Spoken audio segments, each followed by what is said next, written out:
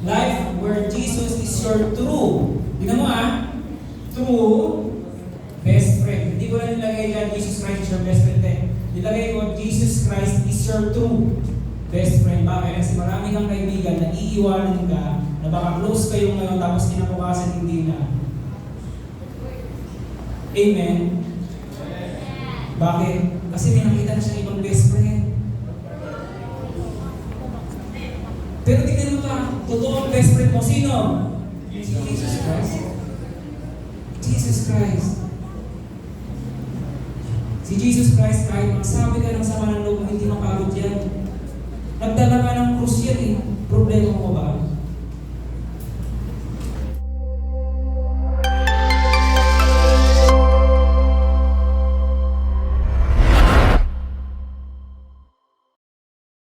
Alright, so, dahil nga napag-usapan natin kanina ay ang pag-save sa atin ni Jesus, no? Ngayon naman is magpapatuloy tayo sa ating next na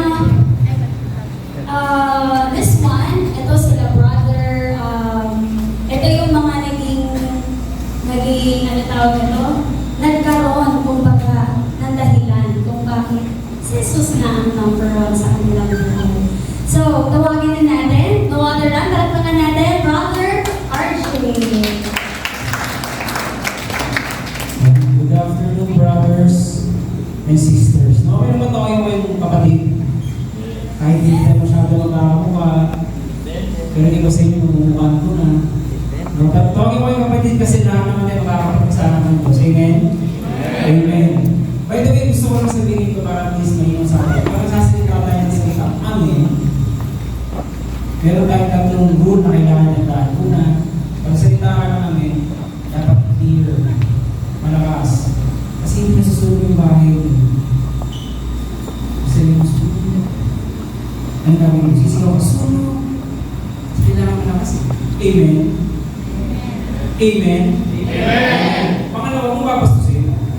Pangalawa, kung kopro ng amen. Kasi hindi nakakabastusin. From time to time, pag-uusapan natin salita ng Diyos, nagamitin natin yung salita ng amen. Pag nagsabi kayo ng mga naman, pag-tungkol sa Diyos, for sure, tama yung nasabi natin sa Biblia. Sabihin nyo, amen. Amen. Amen. Amen. Here, stay. Sige. Take it, bro. Balikan lang natin konti, medyo recap lang ng konti. Ano yung pinag-usapan natin ngayon ng umaga?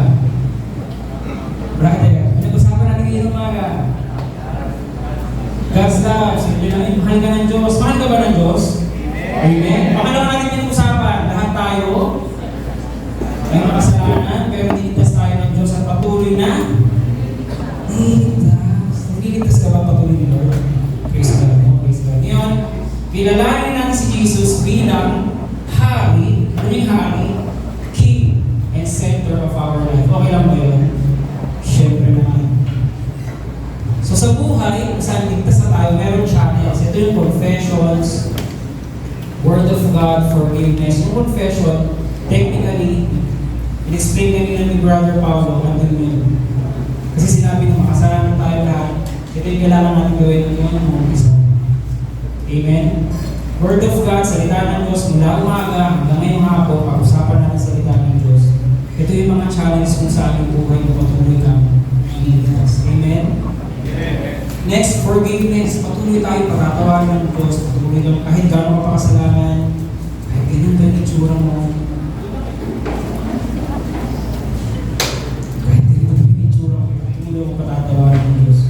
Amen. Ngayon yung mga challenge, alam niyo mamaya mas may explain pa ng maayos yan. Pero ito merong isang channel kung saan mapapakita sa iyo ng Diyos na, uy, brother, ligtas ka na. Alam mo kung ano yun? Alam mo kung ano yun? Ito yung community. Kung nasa na ngayon dito, community yun. Ngayon lang ako tatawagin ng isang brother. No, kasi gwapo ko ito, hindi ko lang kasi nakita, pero gwapo naman ito talaga. Kaya parang pa natin mo nila mag si brother Ronis Canto.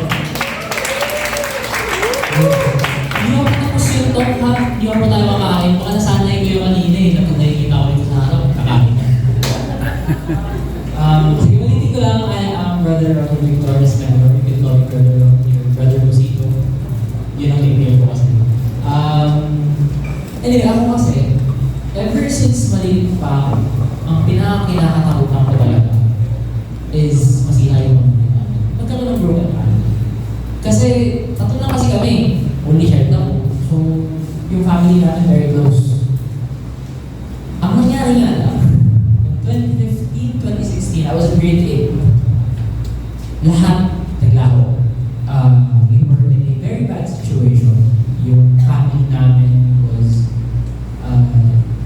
well, ano na, halos tira na talaga. Kaso kasi, desperado na ako eh. Ayaw ko talaga niya. Pinilit ko talaga hindi. So, kahit nakikita ko nag-aaway sa papa, sa gitna nila ako, pinilit ko noon, naghanap ako ng pwedeng niya ng tulong. Pwedeng kumuusap sa kanilang dalawa. Therapist man yan, pari ba yan, ewan ko. Basta makahanap lang ako ng kakausap nila papa. Tapos, si Tita Lael, mother pinsan ko, in-introduce niya ako sa isang member ng SOWERS na who knew about FGS or siyempre, sister community. So, sabi nila sa akin, ipasok natin sila mama ko sa marriage encounter. Sabi ko, okay, opportunity na to. Kasi di pa natin ako na ayaw talaga masira yung pamilya namin. So sabi ko, sige, ipasok ko na po sila papa. Ewan ko, paano, nag-share lang sila papa ng nanay ng experience nila. So I'll stick with my story. So yeah, they went. Tapos, ang hindi ko nahalata at the time, naiwan ako. Nung time na yun, oo yan, nakita ko sila, parang unti-unti silang naayos. O unti-unti silang, unti-unti gumaganda yung relationship nilang dalawa. But I was alone. Mag-isa ako nun lagi sa kwarto. Lagi ko nilalak lang sa sarili ko sa kwarto. Kahit kumain, hindi ako lalabas. Wait, lalabas ako. Ngunit pag wala ng tao sa labas, kukuha lang ako ng pagkain. Papasok lang ako ng kwarto ulit. Doon na ako ulit. And wala, yun na yung buhay ko nun kasi sabi ko, my job here is done. Ayos na sila. Ayos na yung pamilya ko. At least, paano sila mga tsaka si Papa. Together pa rin. Yun nga, hindi ko napansin sa sarili ko. Tapos, one time, after ng ME nila, nagkaroon sila ng parang reunion sa bahay. May reunion kayo sila after ng marriage encounter. Nagkasalo-salo sila sa bahay, nag-usap-usap sila. Sumilip ako. Parang masaya nila. Tuwang-tuwa sila sa sarili nila parang, ano kaya ito? One time, actually, before that pa, ilang beses na ako niyayaya ni na Papa. Sumakalaw ako sa kanila sa prayer meeting, yeah. Pero siyempre, ayoko. May sarili ko doon ako eh. Tapos na yung trabaho. So, yun na, one time, na-curious ako kasi ang saya-saya nila. Sabi ko, ano meron dito? Sabi ko, sige nga, out of curiosity. Oo ako isang beses. Tapos yung isang beses na, maging 2 beses, 3 beses. Pero kahit paulit-ulit na ako na pumunta ng prayer meeting, o sumasali na ako minsan sa mga youth gathering, ano pa rin kasi yung mindset ko na, gano'n ako babae. I'll still be depressed and sad, gonna go home. Mag-isa pa rin naman ako. Kaso kasi, nung, unti-unti, napaupo ako naman na mag-serve. Ganito, salita, gano'n, minsan sa music, sa actually, ang una kanta namin is mag-deliver lang ata ng food. Tapos sabi ko, sige, yes na lang ako ng yes. Tapos yung isang yes na yun, naging 2 yes, naging 3 yes. And then I fell in love. Then I decided na yung decision ko ng yes wasn't with a mindset na ganun pa rin naman ako pagkatapos na. It was a mindset already. I was in a mindset already na this will take me somewhere. And it did. I mean,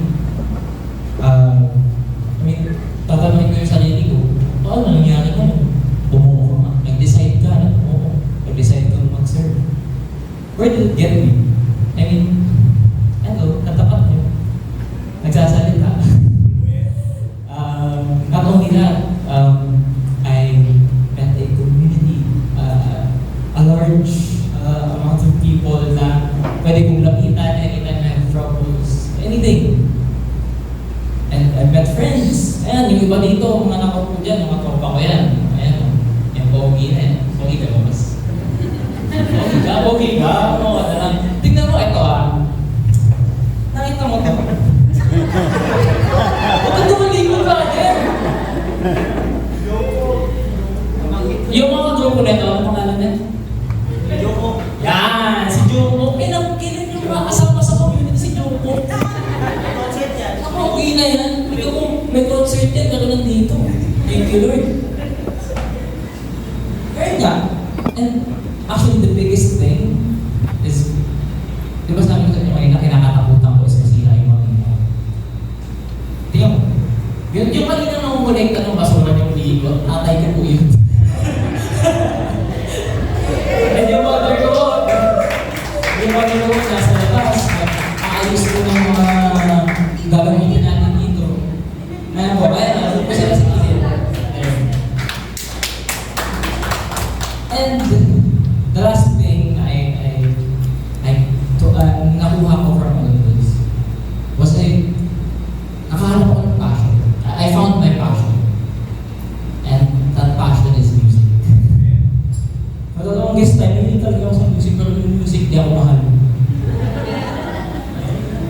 Kumakanta ako, pero sinisigawan ako ng choir master. Nag-try ako mag-instruments, pero masakit sa kamdaliri, pinamata ako. Ayun. Part din ako ng music ministry. And I give as much time as possible para makakasin. And to continue, may also ako dati. Mag-share po ako ng a little bit of that music. Kasi this song is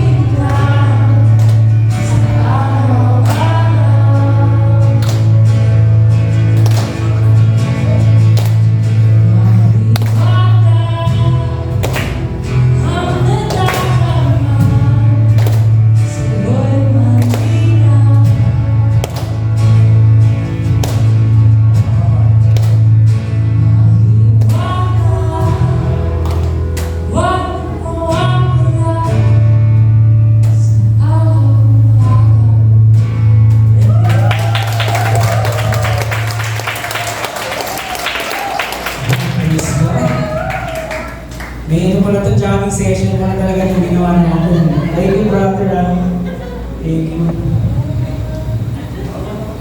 Mamaya, hindi kasi ako kasing galing mo manda bro eh, mas maganda yung boses mo eh.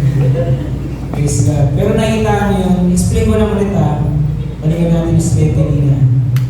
Kasi natuwa ako sa kwento niya, pag nakikinig yung kwento ni Pusito. Palagi kong nai-imagine, si Pusito, niyaya niya yung parents niya, ma, paano tayo ng sine? So nakabili ng ticket, pero ang pumasok na sa sinehan, sino, yung magulang lang, tapos siya nag-aantay sa labas. So ano kaya nangyayari doon? Pinapanood nila Wicked. Ano yung Wicked? Alam niyo yung ending mo? Nakapatay niya si Shrek, so gano'n niyo. So naglalakad ka. Ano kaya nangyayari doon sa loob ng sinehan? Kasi parang alam niyo, hindi niya ma-enjoy yung pelikula kasi sinama niya yung magulang sa sinehan pero hindi siya pumasok. Pero tignan mo, pakunti-kunti sumilip, parang nasayo na. Tapos ano nangyari? Nakaupo na siya sa sinehan, nanonood na siya ng palabas. Ang ganda nung nangyari. Kasi imagine niyo, pwedeng nasayang ang lahat na yung kasi dinala niya lang yung magulang niya pero siya wala siyang ginawa. Pero yun ito pakunti-kunti. Hindi biglaan ito Dinawin ko lang po itong LSS or LPG na gagawin natin ngayong araw, hindi ito magic. Hindi ito biglaan at paglabas ito ni brother. Makadiyos na ako, banal na ako, hindi ko bro. Hindi mabubukas itong langit na ito, bababa si Jesus Christ. Sabi ko, mahal ko kayo lahat. Pwede mangyari yun. Amen? Pero end of the world na. Pero hindi, pakunti-kunti nangyari, pakunti-kunti nag-oo. Yung talent na dahil sinasabi niya, wala, nakita mo naman gano'ng magaling mo ng talent. Praise God. Challenge. Ito yung mga challenge sa confession, word of God, forgiveness, and community. Parang nanonood ng TV, tapos makita mo na yung paborito mong channel, hindi mo na inilipan yung camera. Kasi ang saya sa pagkakasa sa mga. Amen? Amen. Pag-usapan natin kung saan si Jesus Christ naman yung hari. Yan. Life where Jesus is King. Alam niyo ba na si Jesus Christ hari? Sa Bible, mayroong 2 beses na binanggit na hari siya. Alam niyo ba kung yun? Yung una, yun, pagkapanganak. At yung pangalawa, bago mamatay. Ano ba yun? Hindi. Praise God. Okay lang yan, no? Sige, life for Jesus is King. Paano ba yung ginagawa sa mga hari? Ito, in-obey. Nagsiserve tayo sa hari. Pangalawa, mamahalin mo. Ano yung pang-apat? I-defend mo. Pero tignan mo ano yung i-obey mo? I-obey mo yung mga commands, i-obey mo yung mga utos. Mamaya may papalabas ako ng Bible verse. Basahin natin na sabay-sabay. Pero tingnan mo ito, reserve ka kay Lord. Mamahalin mo yung Diyos at i-defend mo yung hari. Basahin natin ito ng sabay-sabay. Nang malakas, 1, 2, 3, go. Jesus answered, "You shall love the Lord your God with all your heart, with all your soul, and with all your mind. This is the first and the most important of the commandments." Pause. Pause muna tayo. Context nito, yung 10 commandments sinabi lang sa dalawa.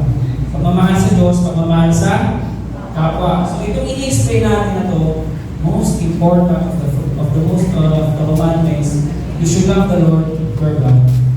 Pag nagmamahal ka sa Diyos, with all your heart, with all your soul, and with all your minds. Gusto mong diretsuhin kayo lahat. Sino dito yung nanligaw mo? Bro, ikaw nanligaw mo. Yan. Ano ba yung style mo bro pag nanligaw? Bibigay ka ba ng mga bulaklak? Please,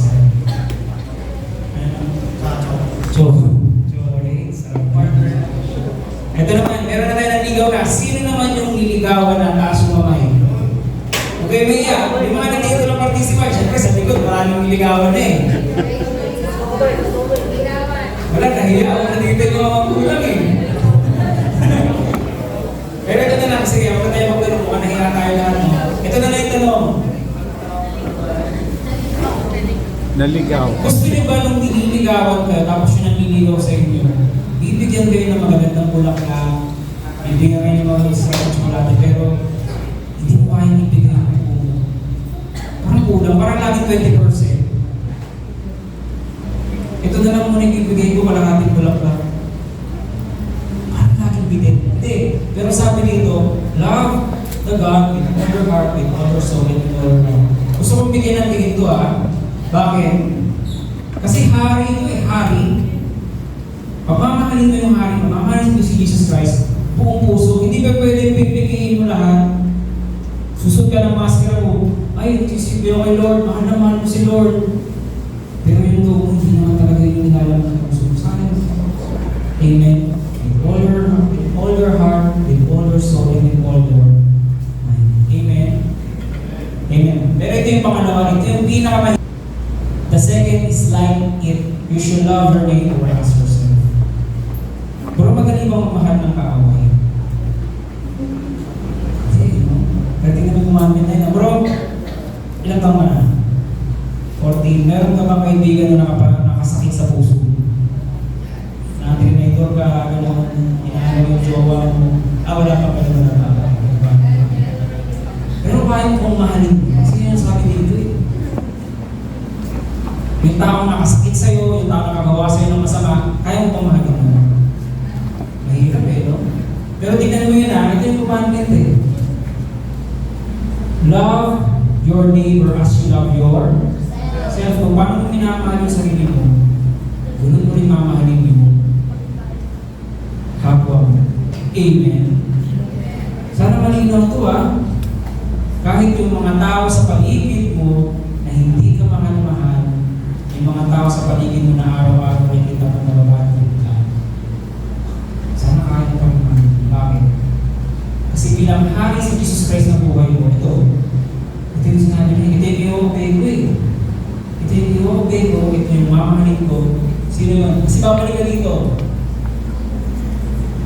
Madaling mahalin si Jesus Christ, amen? Madali, actually madali. Madali nung magmahal ng taong nagawad ka ng masama.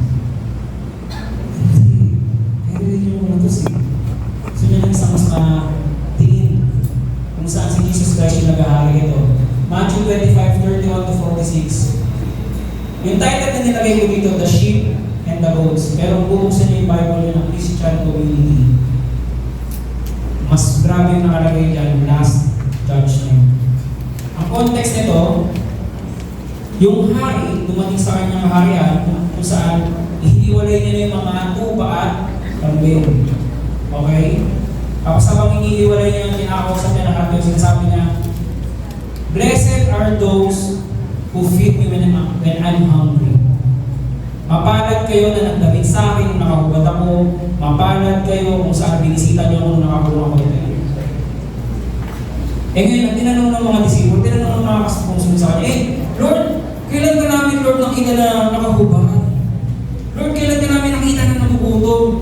Ito yung sabi niya, the king will reply, truly I tell you, whatever you did for one of the least of his brothers and your sisters of mine, you did for me. Tagalogin natin, kung ano yung ginawa mo sa kapwa mo, hindi yung ginawa mo sa akin. Amen. Ito yung gusto kong question natin sa isang exam. Kailan ka huling tumulong sa kapwa?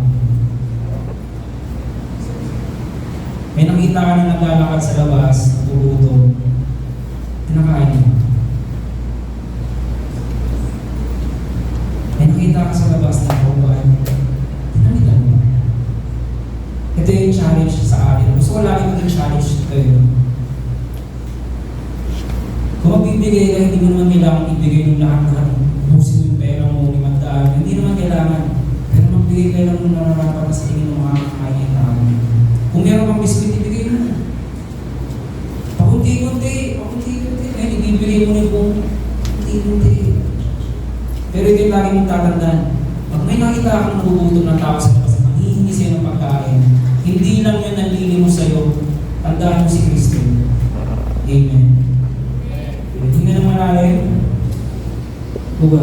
Yan. Kasi kakakain mo lang, masarap na gano'n. Siesta. Kung hindi mo nakakatulog na eh. Brother, okay ko ba dyan? Gusto mo ng kape? Hindi ka ba nakakape? Gatas. Ginagawa mo mong bedtime story ko eh.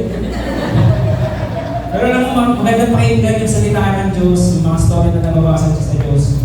Maganda binabasa mo yung Bible. So may makikita mo yung story mo. Pag nakatulog ka, praise God, alam mo bakit? Kasi yung hindi pinasa mo salita ng Diyos. Try mo lang. Ako minsan, ganyan din ako pag nagbabasa ako ng Bible, nakakatulog din eh. Pero at least yung hindi pinasa mo salita. Amen? Jesus, where is King? Kung saan hari si Jesus Christ, meron akong notes dito. Actually, pumasok ako sa isip ko yung note ko si Elsa. Tapos may ka-partner din sa likod eh, para sa formation namin si, anong pangalan kapatid niya? Si Annabelle. Kasi gusto kong i-share din sa inyo, no? Na si Jesus Christ hindi lang hari. Alam niyo ba yun? Si Jesus Christ, maliban na hari siya, Diyos yun, Diyos siya, pero meron pang isa. Ano yun? Si Jesus Christ, best friend mo. Okay lang ba sa'yo, best friend mo si Jesus Christ? Talagang tinanong mo pa sa'yo. Talagang kayo yung tinanong ko eh, no? Tingin ko dapat siya yung tanongin ko, okay lang po ba Jesus Christ na kami yung best friend mo? Kahit paminsan-minsan, pinakaliburan ka namin, kahit paminsan-minsan nagiging makasalanan kami, Jesus Christ, okay lang ba? Pero alam mo sasagot sa'yo, no? Kung ano yung kinanta, yung sito ka na yun, pipiliin mo maging best friend ka araw-araw. Bakit? Kasi kung kita ka mo. Kaya kung gusto mo maging best friend si Jesus Christ, huwag ka magkaroon ng best friend na dapat kayo mo. Amen? Sino dito yung may best friend? Taas mo ngayon. For sure, meron naman ngayon natin. Sino best friend? Hindi yung best friend mo. Kayo mag best friend kayo? Praise God, hindi na naman dito yan. Meron pa niya mag-sample, no? Ang pangalan ko si Stella. Jane, ikaw? Jenna, si Jane tsaka si Jenna. Jen? Tama? Jane? Makakaroon ikaw. Jane! Palagi ko sa'yo nagsasabi ng mga sama ng loob si Jenna. Napapagod ko. O, mabilis ka bumigay si sister, ha? Pero hindi naman yun, ha? Hindi naman araw-araw yun. Medyo. Sometimes, minsan araw-araw. Pero nakita mo, ha? Napapagod. Makinig ng sama ng loob. Kahapon lang yun, eh. Huwag mo naman araw-araw sa inyo yung sama ng loob, ba? Magmukha ng sama ng loob yan. Delikado yan. Pero tingnan mo to, ha? Si Jesus Christ, life where Jesus is your true. Tingnan mo, ha?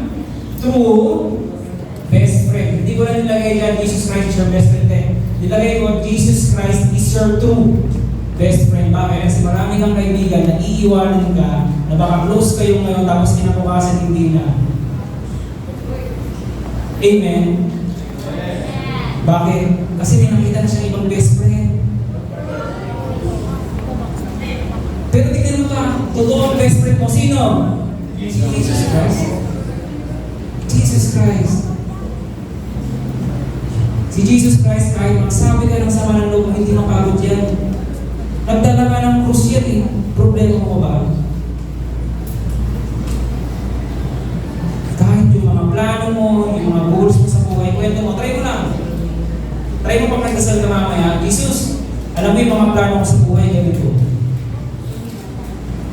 Kwento ka lang, alam mo saan sa pakiramdam. Bakit? Kasi may makikinig sa'yo na hindi ka lang basta-basta mahusga, although mahusga naman si Jesus Christ. Kasi hindi naman yung trabaho niya. Pero hindi ko nasabihin na bakit ang plano mo? Hindi ko gaganunin. Kasi yung kaibigan mo ngayon, pwedeng ganunin ka eh. Amen? Sabihin, bro, alam mo, niligawan ko kasi pangit-pangit mo tumigil na. Ano?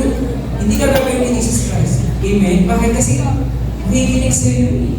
Plano mo, goals mo, problema mo, mga uncertainties, mga bagay na kinakabahan ka. Kasi meron kang Diyos, meron kang hari, na hindi lang hari, hindi lang Diyos. Ano yun? Best friend mo. Amen. Kayo mga best friend mo, hindi na yung mukha ng best friend mo. Nandito ba yung best friend mo? Hindi na yung mukha ng best friend mo. Dalawa rin. Ang best friend ba kayong dalawa? Best friend kayo? Kayo dalawa? Kayo rin? Marami kaya parang natinginan kayo. Ano kayo kailan mukha ng mabait? Sister, ano ka na? Ano ba yung brother? Pasensya na brother, yung buhok mo medyo okay na ba? Okay na lang brother. Nagulo naman ako eh. 13 ka na bro, 13. 13. Laki-laki ka na sa 13 ha? Ikaw bro, ilan taon mo na? meron ka rin best friend sa school mo. Meron ka rin best friend sa school mo. Pero tignan mo yun hindi ka rin yung best friend mo. Sino yung best friend mo? Jesus Christ. May gusto kong aminin sa inyo ngayon. Itong part ng slide na to, hindi talaga ito kasama sa toko dapat ngayon. Pero kaninang alas 3 ng umaga, nagising ako bakit? Kasi meron kami tinatawag na oppress, parang oppression. Parang pipigilan ka ng demonyo na magawa yung dapat mong gawin yung araw. Yun yung nangyari sa akin. Yun yung nangyari sa akin kanina. Nagising ako, ang dami nangyari, pero tingnan mo, nakinig ako ng worship song, meron akong pinakinggan na random, ng playlist ako sa Spotify. Pero yung random, pag hindi ka nagbabayad, gawin yun random. Pero nagbayad naman ako. So, pinakinggan ko ng random worship song, anong unang tugtog? There's no greater love than this. Sabi ko, shucks, hindi ako yung kumikilos doon si Jesus Christ na best friend ko. Bakit? Ito, as the Father has loved me, so have I loved you. Now remain in my love. If you keep my commandments, you will remain in my love, just as I have kept my Father's command and remain in His love. I have told you this, so that my joy may be in you, and that your joy may be complete. Ito yung sumunod. My command is this, love each other as I have loved you. There is no greater love than this, to lay down one's life for one's friend. Saan ka na makita ng kaibigan na kaya mamatay para sa iyo? Siguro sa probinsya, pwede kasi si Cardo yung bida Kaya lahat ng kaibigan niya namatay, kaya yung kaibigan niya si Cardo, Pero may batang niya ako, ganun din. Lahat ng kaibigan niya namatay, siya rin ang buhay. Bakit? Siya bida Pero hindi, yung buhay mo hindi teleserye, amen? Hindi pelikula yung buhay mo, nasa realidad ka. Wala maglilitas. Sister, sorry ito na lang, parang may gano'n. Sister, okay lang ba? Pag ito ang example, ang best friend kayo. Kakamit mo lang kayo ang best friend kayo. Wala bang lalaki ng best friend dito? Kayo sige kayo na lang. Kunyari, kuha ako ng baril ngayon. Sa mga baka pala. Paparilin ko kunyari isa sa inyo, makakarakan mo ba? Sige. Maraming salamat. Sino makakarap? Iaharap mo siya. Pagbabarilin ka. Iaharap mo siya. Sigaw na libre no? Pero tingnan mo ito walang ibang magbibigay ng buhay mo. Si Jesus Christ. Ang dahil ibigay ng buhay mo. Bakit? Kasi makasalanan tayong lahat Pero there is no greater love than this. Ibibigay niyo yung buhay niya para maligtas ka. Amen. Hindi ka man lang niligtas Pinahako sa krus. Alam niyo ba yung sorrowful mystery? For sure, alam niyo yan. Scourging of the pillar, madali ba yun? Pero okay lang ba itali ka namin dito kapag ka naman sa isa? Wow, syempre, masakit yun. Bro, ikaw, okay lang kukuha kami ng tinik sa labas, gagawa kami ng moronic, kapata namin sa tutupoy namin. Ayaw. Dito, totoo to ikaw bro, okay ka lang ba ipako namin mo sa krus? Hindi, no? Pero tignan mo yun Yung si Jesus Christ, gagawin sa kanya lahat yun. Hindi naman siya nagsabi ng Lord, baka pwede nang isang mga pastor. Yung ginawa kay Jesus Christ yun, sige, para sa kapatid, pinahako sa krus. Amen. There is no greater love than this. Tapusin natin yung Bible verse. I no longer call you servants because servants does not know his master's business. Ngayon, lahat tayo nandito, lahat tayo nasa community, alam na natin kung ano yung plano, alam na natin yung business ng Diyos Kasi best friend mo na siya Nakita niyo to, pag best friend mo, tignan mo pag best friend mo madalas, parehas na kayo ng ugali. Alam niyo ba yun? Pag best friend niya kayo, kasi nagkikimag na mukha na kayo, kaya kami ko best friend ng pangit. Kasi delikado yun. Pero yun mo, pag best friend kayo, parehas na kayo ng ugali. Sana, pag best friend mo na rin si Jesus Christ kayo, pakunti-kunti kayo ng ugali mo nagiging katulad niya na. Hindi ka naman Diyos para maging perfecto, hindi. Pero pakunti-kunti. I have called you friends, for everything that I learned from my Father I have made known Kaya nandiyan yung scriptures, nandiyan yung channel na yung Word of God, tinuro niya yung salita ng Diyos. Para malaman nyo kung ano yung matatakot malaman nyo, sinabi sa kanya ng Father, ibiniba niya sa lupa, sabihin niya lang sa'yo, hindi sa atin. Amen. Last, you did not choose me, but I choose you and appointed you so that you might go and bear fruit. Fruit that will last, and so that whatever you ask in my name, the Father will give you. This is my command, love each other. Amen. Alisin natin niyo dito, hindi ako yung pinigil nyo, ako yung pumili sa inyo. Kanta ni Pusito, may nembel kumanda natin, Pusito Pero yung kinanta niya kayo na, pipiliin ka araw-araw. Si Jesus Christ yung sabi ko kahit ginawa, pipiliin kita araw-araw. Kahit natutulong mo si brother, pipiliin ka araw-araw.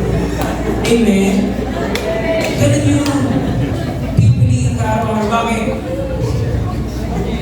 Kasi kahit anong iyas mo sa Ama, sa pangalan ko, ibigay sa iyo. Amen. Pero may pinakamaganda in Jesus' name. Kung nakakaramdam ka na medyo alamanin yung buhay mo, bakit? Kasi kung hindi na lang makakagawa ka ng kasalanan sa sarili mo, in Jesus' name, in Jesus' name, ibigay sa iyo kapayapaan. Amen? Third, no? Parang ganda ng topic natin sa yung word na to. Pero gusto ko lang mag-share muna ng kwento. Okay naman magkwento ko ng buhay ko. Kahit wala naman na kayo choice kasi nasasalita na ako. Napansin ko lang hindi ko lang pakilala ng mga ayos kanina. Ako si Brother RJ Buena, napakilala naman ako sa sister kanina. Pero part ako ng community na handle sa our Catholic community.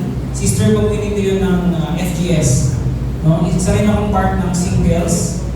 No, hindi na ako 12 years old or 13, ako ay 18 na. Last 11 years ago. 29 na ako, magti-30 na ako sa April 4. So, konting araw na lang. Birthday ko na. Baka siya. Isa-joke lang pa rin, isa-joke. Anyways, ito yung siya makarinig ng ironic na kwento. Gusto ko kasi mga kwento palagi na parang ironic kasi medyo idol mo siya si Alanis Morissette. Pero yung ironic na kanta niya. Si Brother RJ, maniwala naman kayo sa hindi na nagsasalita ngayon sa harapan nyo na matungkol kay Jesus Christ. And si Brother RJ self-centered dyan kasi dati, nung 18 years old ako, mula 12 years old ako hanggang 22 years old ako yung klase ng brother na hindi naniniwala sa Diyos. Ang ironic ng brother, bakit? Kasi nakatayo ko sa harapan, pinagsasalita ako sa ng Diyos. Hindi ako naniniwala sa Diyos. Kasi para sa akin, yung sentro ng buhay ko, ako lang to, parang actually narcissist ako dati. Feeling ko bida ako ng sarili kong piniwala na ako lang yung buhay sa dulo. Ganun yung pakiramdam ko, sobrang self-centered ko, sobrang yabang ko. Ang dami ko pang naranasan sa buhay ko na sobrang graphic na yung kwento. Kasi nagulat na tayo sa kwento kanina ni Nawewe, okay na yun. Pero tingnan mo to. Sobrang yabang ko, nagkaroon ng road rage. Alam mo yung road rage? Sa liit ko talaga muna ako ng sapakan. Gusto ko magkaroon ng example para makita natin ang itsura gano'n naman yun. Ikaw ba yung pinamalaki nito? Siya ba? Yan, ayaw mo ako. Ay. Huwag mo ikaw bro, hindi ba malam? Kaya dalawa dyan, tayo mga kayo, tingin niya na kayo malaki. Isa ko lang. Pwede, ito pwede sa laki nito, sige, take it. Medyo mas malaki pa ng konti dyan. Wala pa si Brother Ford. Wala pa si Brother. Medyo ganun si Brother Odin. Medyo ganun kay Brother Odin na laki. Ayan si Brother, si Brother Pag, ganyan ka na kay halos. Isipin mo na lang ha. Ganun ka na si Brother, tapos ako. Gagawin mo na ako ng sapakan. Sobrang yabang ko. Bro, sapakan tayo yabang mo. Hindi mo niyayaw. Meron ako ng konti sa martial arts. Pumesto ako ng ganyan. Pero to make the story short, naunahan ako na sa dami mong isip. Pero yung unang tama sa akin saan? Dito sa bato. Dito sa likod ng ulo. Tapos kahit naka-dump down na ako, hindi ako sinusunod. Ewan ko, talagang mayabang ako nun eh. Dumating na nga sa point na sobrang yabang ko. So dumating na kami sa police. Kasi kailangan i-check yun eh. Kailangan magpasa ka para makapag... Kasi ito na lang, nakakayaman yung kwento palagi, pero kwento ko na ako yung sumbong sa police. Kahit ako yung nagtanong.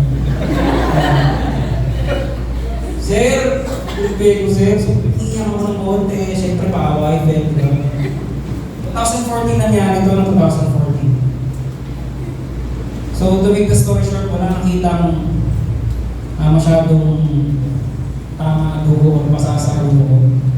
So dahil sa kayabangan na naman ni Brother Ramsey, sabi ko na naman, pray. Pinanay ko, pray. Uwi ka muna, mag-practice ka muna. Kasi hindi ko tinanong sa practice. Uwi ka muna. Sobrang yabang ko ganun.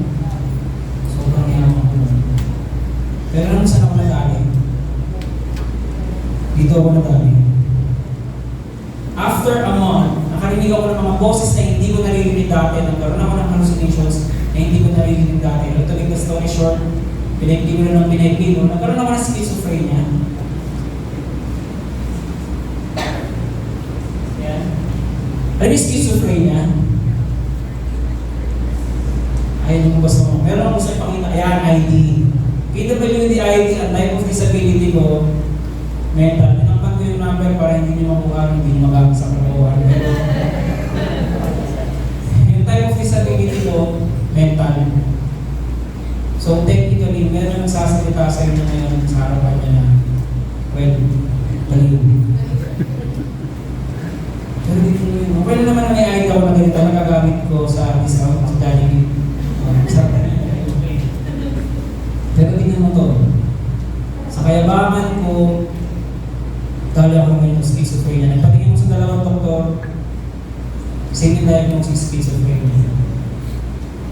Dumating na ako sa point ng buhay ko na ayaw akong maniwala na meron ako noon, at ayaw akong dumating sa point ng buhay ko, 2014 to ayaw akong dumating sa point ng buhay ko, na balang araw na ako. Ba't ako naglalakad sa Las Piñas, tapos kausap yung sarili ko? Kasi wala kayong pupuntahan pag lumala nyo na lagi. Trinay ko, iligtas yung sarili ko gamit yung yung patulad ng example ni Brother Paul na iligtas yung sarili ko gamit yung gamot. Wala, walang nangyari. Nagkaroon na ako ng suicide attempts. Bakit? Kasi yung sikit magsasakay ng anxiety, depression. Hindi ka pwede uminom ng antidepressant habang uminom ka ng antipsychotic. Kasi magkukontrahan yung dalawa na yun. Siguro may psychiatrist dito, correct nyo ako pero yung na-explain sa akin Pero alam mo, sa galing ng Diyos, kahit ganito na galing sa Kanya, ligtas ako paunti-unti. Paunti-unti. Simula nung nangyari na yun, mayabang pa rin ako. Simula nung nangyari na yun, akala ko kasi dati buo yung pamilya namin. Kasi nakwento ni brother na buo yung maganda yung pamilya nila. Akala ko ganito yung pamilya namin. Dumating sa point ng buhay ko na nagalit ako sa tatay. Kasi marami kaming hindi pagkakaunawaan. Dumating sa point ng buhay ko na sabi ko sa tatay ko, alam ko pa, so ilang sagasaan eh. Ano nakalaya na naman ko sa puso ko. Pero yung drummer namin kanina, yung drummer na pinakita ko, kasi nagbabahan na rin ako eh. Yung drummer namin kanina, nalaman niya yung kwento ko, nagkwento ko sa kanya nung nangyari sa akin. Sabi niya, ano mo RJ, may papakayata ko sa'yo. Yung pinapakayata ko sa'yo yun, dadaling ka nung saan sa simbahan, dadaling ka nung sa rito. Noong una ayaw ko ba eh. Pero pakunti-kunti, trinay ko, kunti lang. Ang una kong kinusap ko, trinay ko magkasalit. Sabi ko, Lord, kung totoo ka, ano lang sa puso kasi hindi mo na naman gagawin. Kunti-kunti, hindi agad-agad. What good is, what good is for someone to gain the whole world yet forfeit their soul? Akala ko kaya ko nang muling lahat eh. Akala ko buong buhay ko, akala ko buong buhay ko kailangan ko na, pero hindi nangyari sa akin. Pakunti-kunti, yung sentro dati na ako yun, hindi na ako yun. Pakunti-kunti pumasok si Jesus Christ doon. Ito na yung last topic natin sa talk ko. Life where Jesus is at the center. 2014, pakunti-kunti, hindi agad-agad, tumunin ako. Kasi meron yung kaibigan ko na pinakayana sa akin ng drummer namin. Dinala ko sa psychiatrist, kung saan sabi ko sa psychiatrist sa akin, RJ, hindi mo kailangan ng gamot. Murat ako. Ganun lang sa yan. Pero kailangan mo, meron ng kinikiyahan ng Diyos. Mas malapit mo kayo relasyon sa inyo. Hinigil ko yung gamot. Hanggang ngayon wala na akong gamot. Masasabi nung bumalik ako. Bakit? Kasi wala na yung mga hallucination. Mukhang totoo ka naman, brother, di ba? Wala na yung mga boss na hindi. Ano na lang nagiging? Yung mga static mo sa TV. Tapos yung mga gumagano na ingay. Meron pa rin akong vertigo. Meron pa rin akong minsan na nag-break ako ng konti. Pero masasabi ko magaling na ako. Kasi after 10 years, hindi naman ako magaling. Mukha lang akong ganun. Pero hindi naman natuloy. Amen. Pero tingnan mo yun, no? Life for Jesus is at the center. Ito yung picture ng studio kung saan nagising mo kayo ng alas-alas ng umaga. Kasi yung talk ko, hindi dapat ganito. Pero alam mo pa, tinanay ko Lord, nagising ako kayo na oppression, merong temptation na pumasok sa isip ko, gusto kong gawin. Pero Lord, sabi ko, Lord, alam ko may gagawin ako ngayon, ikaw dapat yung maghari, ikaw yung mag-sentro ng puso ko. Gawin mo ko ng paraan. Nabas ko yung laptop ko, nagpila ko ng kamera, stress ng umaga. Dagdagan yung stress ko kahit paano kasi dapat at yung stress namin. Kasi doon nagmaman yung stress ko. Natapos ako na 5. Kung nakita mo yung galaw ng gusto, kasi hindi na ako yung sentro ng buhay ko Jesus Christ. Amen. Pinamuksan ako binala ng Diyos. Pinala ako sa community na hindi mo inakala na magkakaiba yung edad namin. Pero close kami. Nakikita niyo ba yung sino-sino yung mga yan? Nandiyan yan sa likod eh. Kasi brother, wow, hindi pa sila kasal yan. Retreat yan ng singles. Si Kati lang yung mga pinagkaiba yung mga bata pa rin si Kati dito eh. Ako namitin ako ng konti dyan. Bakit ang lightings eh? Bakit lightings eh?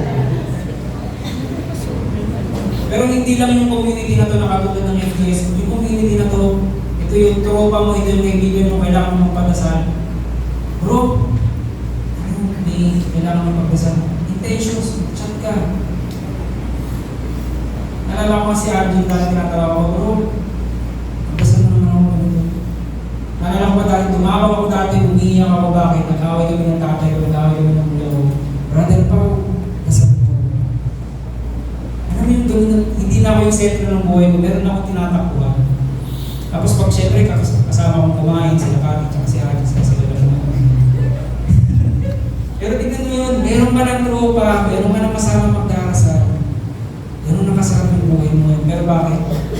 Kasi inuna mo na yung Diyos eh. Naging sentro na ng buhay mo, yung Diyos. Amen? Si Brother Cody, alam mo yun, may magtuturo sa'yo, yung mga dapat mong gawin, at hindi mo dapat gawin. Ito yung picture lang. Ito, alam ko, buong community na. Kasi, okay, tama. Nasa Shepherdsfield. Alam niyo naman yung Shepherdsfield? Nakapunta na ba kayo doon? Sige, yung iba sana makapunta kayo doon. Pero ito yung 3,000 community ng Sobbers. Pero ito yung picture na lang yung pinabalikan pa. Gusto ko makita yung mukha ng mga Sobber. Ang community namin. Bakit? Kasi ito yung nakakabadri. Kasi nag-picture sa amin. Ang tagal ng bilang. Pero habang iniisip ko, ang tagal ng bilang ito. Pero habang tinignan mo yung mga makatabi ko, ganito pala yung pakiramdam ng may kasama ka sa picture. Ganun, parang nasarap sa pakiramdam na ang dami nyo masaya kayo palagi. Sa bibiruan na kayo, bro, bilisan mo naman ng konti, kakain na kami. Pero ang saya eh. Yung naramdaman ni Busito kanina na saya, parang ganun din yun. Yung nagagamit mo yung talent mo, saya nun. Hindi ka natututog ng gitara lang sa kwarto mo, mag-base-base ka doon.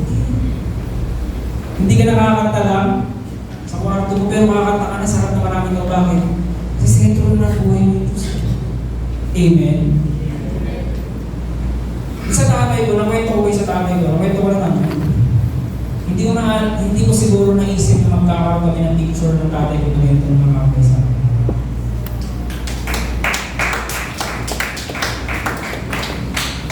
Pero sabi ko lagi kasalanan sa akin. Tinatawag ko na siya, pero ito yung pinakamas kailangan mo ipagod sa Lord kung hindi yung kung ano yung nagawa kong kasalanan sa tatay ko. Mapatawad niya tayo. Kasi bilang anak nasaktan ko yung tatay ko, bilang niya na naging pastos ako, bilang anak naging disrespectful ako, pero try mo lang gawing sentro ng buhay mo yung Diyos. Unahin mo yung Diyos, yung relasyon mo sa pamilya mo, hindi mo sito. Siya yung bahala mo. Kasi yung best friend mo, example mo na yun, si Jesus Christ. Ganda na kaya ng Diyos natin. Amen. Ako ito ba na may kaibigan ako kanina na nagdala sa akin sa community? Yung nagdala sa akin sa community na yun, hindi ko naman talaga naging kaibigan yun kasi babae, maganda yun, hindi ka ako. So maganda, check. Matalino ba siya, nag-aaral yun sa UP? So, talino yun. Check na yun. Check. So, mabait ba siya? Pinagamot niya yung namin niya na nag-dialysis na pag-graduate yung kapatid niya na engineer, kapasa ng board. Sa tingin ko, mabait yun eh. Check. May tapat ba sa Diyos yun? Eh, siya man ang ginagawa sa community. Ano yun ko? Check. May isa lang hindi ko chine-check doon kung magaling mo siya kumanta. Kasi di marunong kumanta. Di ko naman kaya ito si Sister Karen. Siya yung nagdala sa akin sa community. Siya yung nagpahira sa akin sa psychiatrist. Siya yung si Sister Karen. Pero last year, na-realize ko, isang taon pa lang. Last year, na-realize ko walang forever. March 31 yun, 2024, na-realize ko walang forever. Kasi last year, March 31, nag-propose ako.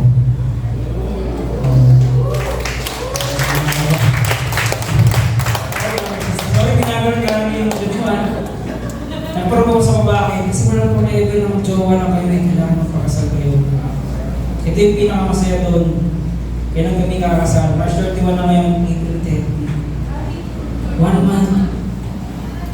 Nahihirapan ba kami? Ako, pinakabahan ako ng konti na tumatagay dito sa harapan nyo. Pero hindi ako pinakabahan sa sarili kong kasal. Bakit? Kasi yung community na kasama ko ngayon, sila si Weber, taga Bulacan, siya nagturo sa amin kung saan yung murang tahiyan ng damit. Si Sister Dea, sila Ate Kay, tinulungan niya kami para ma-assist na maayos yung ma-organize na maayos yung kasal. Marami pang ibang mangyayari sa kasal na tutulungan kami ng community.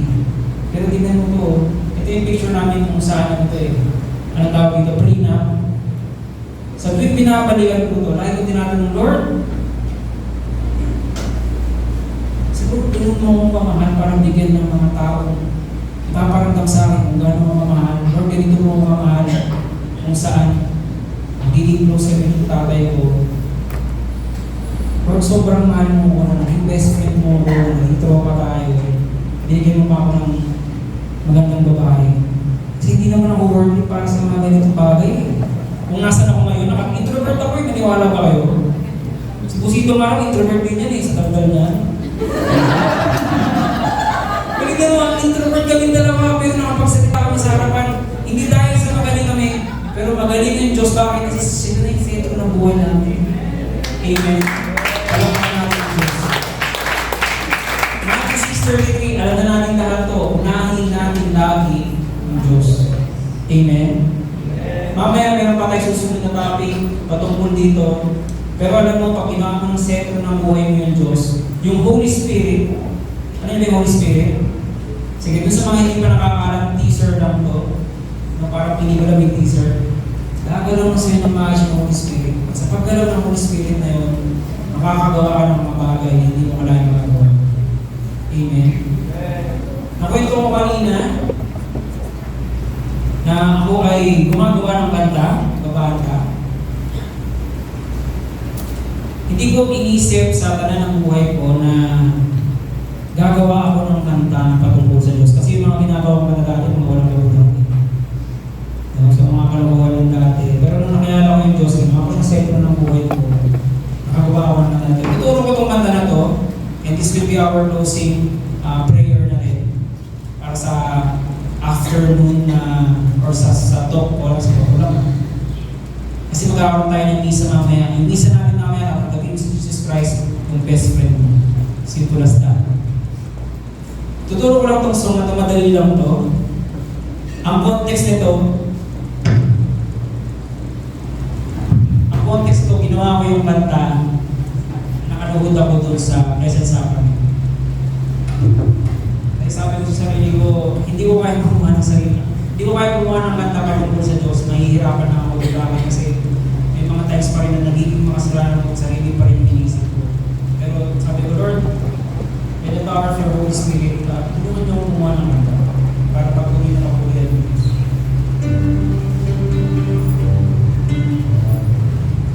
So, madali lang to. Pero ito na yung tuturo itong song na to. Gagawin natin itong closing prayer sa ato.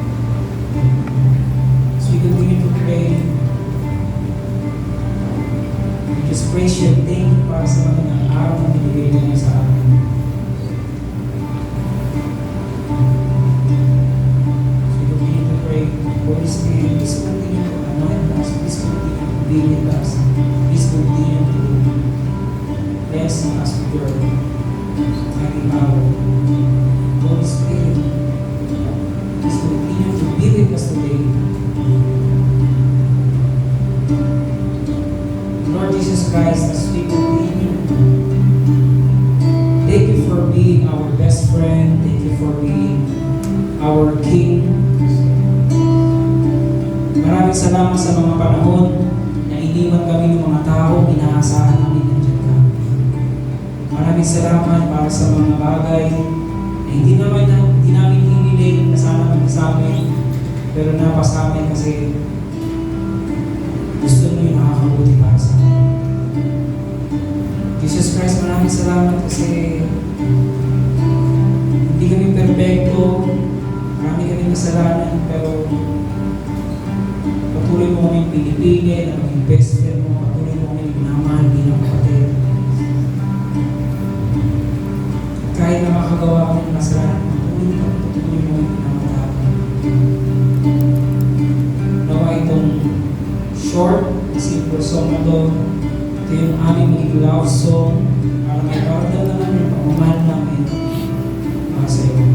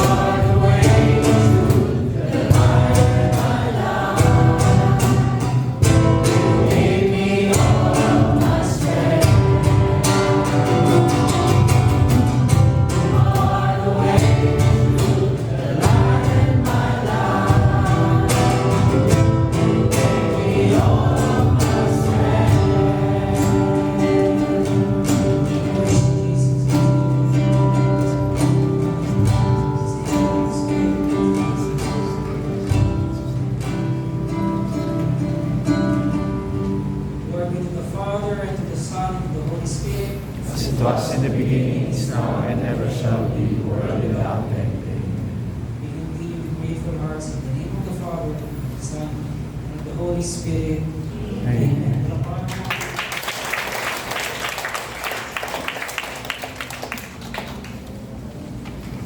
Sige, magsilip mo na mo yung lahat.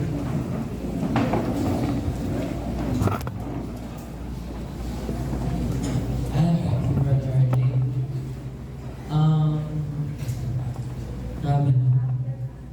A life with God and the Son here. Di ba tayo nagkasabi? The grass is not always greener on the other side. I know, promise. On this side it is greener. So before but